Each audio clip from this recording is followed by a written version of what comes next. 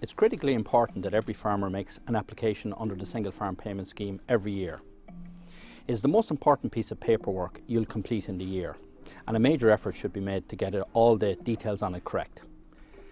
The Single Farm Payment application is required to draw down your single payment, and it's also required under all of the other schemes such as REPS, forestry, farm waste management and dairy hygiene. Normally you should make your application in the month of May. There are a number of critical requirements that must be met. Firstly, you must have a hectare of land for each entitlement that you're applying for payment on. You will also receive a pre-printed application form which you need to check carefully to ensure that the information on it is fully correct.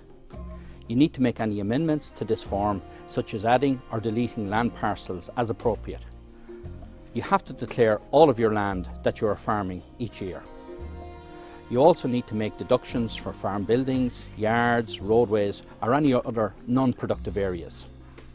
There are also a number of other areas you need to check, like start-up dates, disadvantaged areas, and of course you need to enclose any maps that are necessary with your application.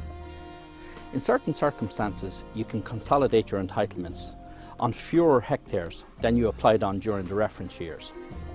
If you planted some land, or if you sold land under CPO or compulsory purchase order, or if you had land rented in or leased in during the reference years, this land is now no longer available to you. In these circumstances, you can reduce the number of hectares you farm during the reference years and still draw down your full amount of entitlements. You should be aware that there are some restrictions on consolidated entitlements, particularly regarding sale and usage. There's a separate application form for consolidation which you must complete. On the transfer of entitlements, you can sell the single farm payment entitlements with or without land.